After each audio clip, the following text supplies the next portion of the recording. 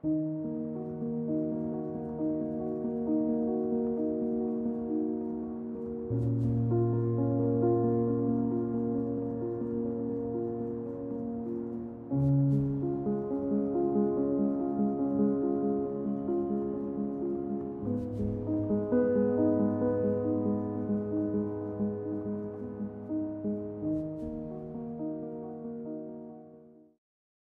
تعرف أن هناك صحابياً أحبه رسول الله صلى الله عليه وسلم حباً عظيماً، وقال عنه: هذا مني وأنا منه، رغم أنه لم يكن من أصحاب المال أو الجاه؟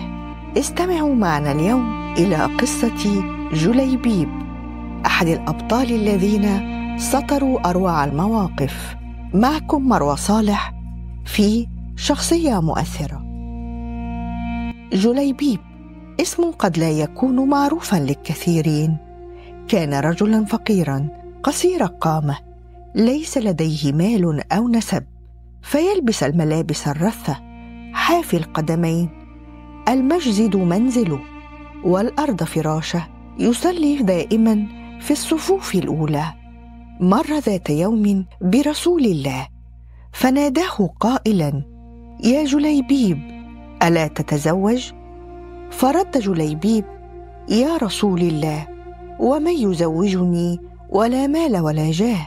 ومر مرة أخرى على رسول الله وسأله نفس السؤال، فرد جليبيب: ومن يزوجني ولا مال ولا جاه؟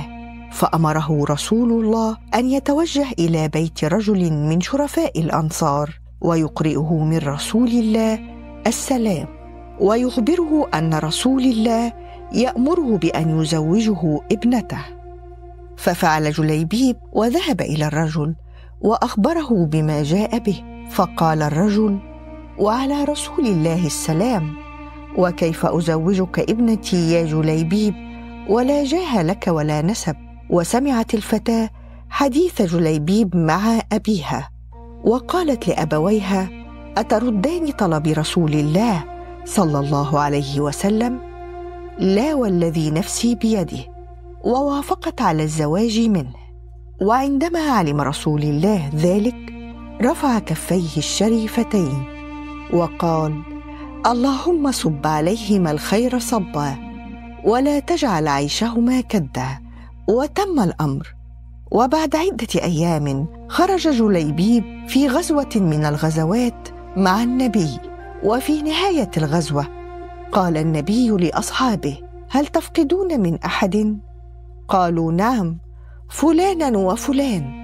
ثم قال: هل تفقدون من أحد؟ قالوا: لا. قال: لكني أفقد جليبيبا. وبحثوا عنه، فكان بجوار 7 قد قتلهم في المعركة. فقال: قتل 7 ثم قتلوه، هذا مني وأنا منه. فوضعه على ساعديه الشريفتين وأزاح التراب عن وجهه، وحفر له ووضعه في قبره.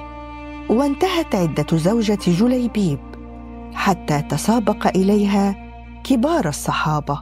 وهكذا كانت حياة جليبيب قصيرة لكنها عميقة الأثر. تعلمنا منها إن الله لا ينظر إلى صورنا ولكن ينظر إلى قلوبنا وأعمالنا. انتظروني في حلقة جديدة من حلقات شخصية مؤثرة مع مروى صالح.